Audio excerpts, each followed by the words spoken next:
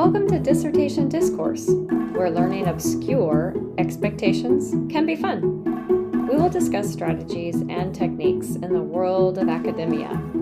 Join us as we learn about ways to get your dissertation approved.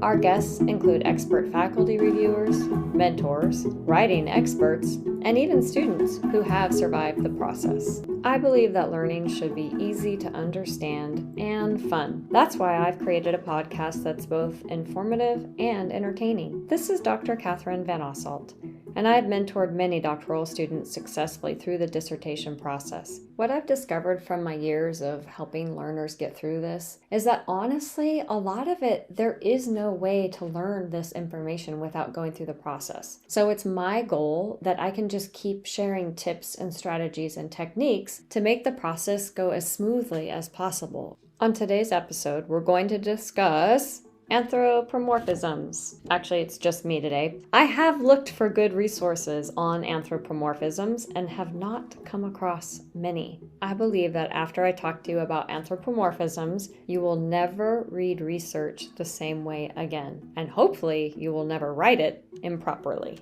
The APA manual refers to anthropomorphisms, or personification, is a style of writing that you give inanimate objects human characteristics or abilities. Now, hang on with me for a second. I'll give you some examples. Basically, what ends up happening is you're trying to avoid writing in the first person, so then we end up giving inanimate objects human traits. Here's an example.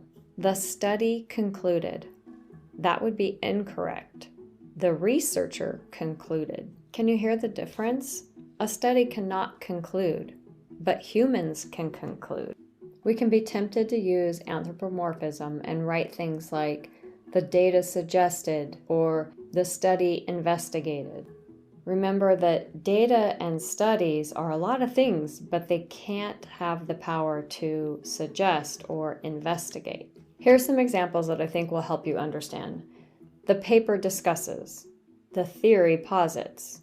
The chapter describes. The literature claims. The findings demonstrate. The report talked about. Hopefully you can get to the point that I'm talking about. Anthropomorphisms are when you are giving a human characteristic to an inanimate object. Now that you understand what an anthropomorphism is, how do you avoid doing it? What I've figured out is that when I am writing, I try to get to the point as quickly as possible. One way that I can do that is I basically just drop out words like study, data, etc. And instead I use the author's name. So I might say something like Smith and Clark found that. Or I might say Clark and colleagues researched.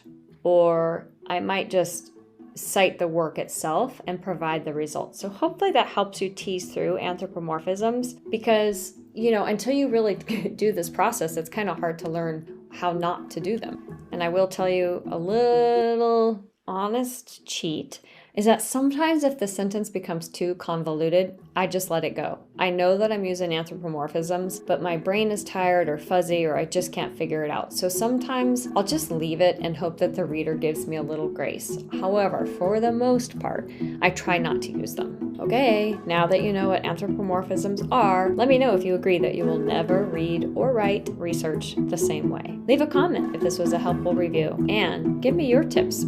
I know that you're busy and wanting to earn your PhD is a lofty and rigorous goal. A few minutes with this podcast will save you time. Stay tuned to Dissertation Discourse, where learning obscure expectations can be fun.